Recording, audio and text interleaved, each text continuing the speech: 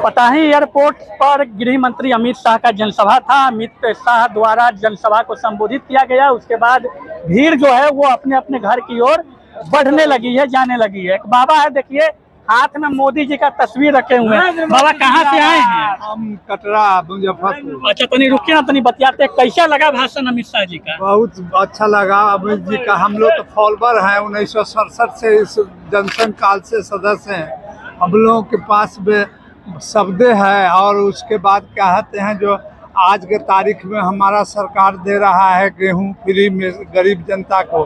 और कहते हैं अमित शाह जी सब बताएं, सौगात क्या दे करके गए? अभी बताए क्या दे करके गए हैं आप लोग? नया यही दे के गए हैं कि सारा चीज पर 70 धारा से लेके और गरीब को कहते हैं जो राशन, मकान, पैखाना घर सारा चीज दिया गया और जनता उसका लाभ उठावे और आगे भी मिलने वाला है। किस प्रकार देखते हैं जनसभा को? देखिए, जनसभा जो हुआ है ये इससे साबित हो गया है कि देश को बचाने के लिए भारतीय जनता पार्टी आगे आया है।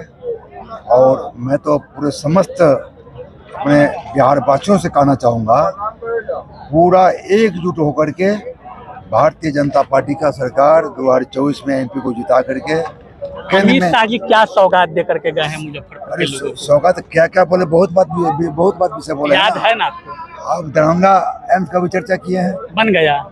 तो बना नहीं है, लेकिन चर्चा तो किए हैं। आधार में जो बिहार सरकार लटकाया हुआ है तो बोले हैं वो भी बनने वाला है।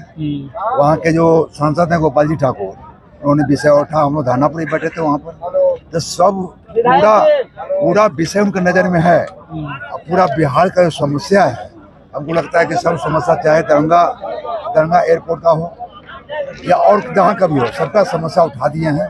इसे केवल मेन एक एम रखा जाए। हम अपने आम नागरिकों से मैं विनती करता हूँ कि 2024 के चुनाव में भारी मत से क्या कहते हैं जिता करके नरेंद्र मोदी जी का हाथ मजबूत करें और केंद्र में सरकार बनाएं। आप तो यूथ है, भाजपा से जुड़े हुए हैं।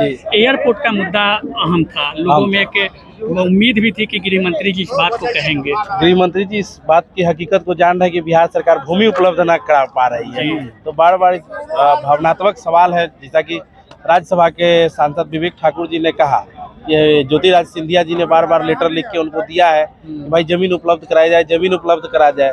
लेकिन आज तक ये नीतीश कुमार की सरकार, ये विकास विरोधी सरकार है। ये विकास विरोधी सरकार है। इनको विकास से दूर दूर तक अब कोई मतलब नहीं है। प्रधानमंत्री बनने के चक्कर में ही कहीं कोई जमीन नहीं उपलब्ध करा पा रहे हैं। भाई पहले की समय दूसरी थी कि छोटे जगह पे एयरपोर्ट बन जाता था, अब तो बड़ी जगह चाहिए और जमीन तो उपलब्ध कराना बिहार सरकार को है। तो पहले वो बिहार सरकार जमीन उपलब्ध तो कराए, उसके बाद अगर हमारी सरकार, हमारे देश के प्रधानमंत्री आदरणीय नरेंद्र मोदी जी अगर नहीं बनाते हैं तो भारतीय जनता पार्टी दोषी है। लेकिन ये सरकार झूठ मूठ के भाजपा को बदनाम कर रही है कि भाई बन नहीं रहा है।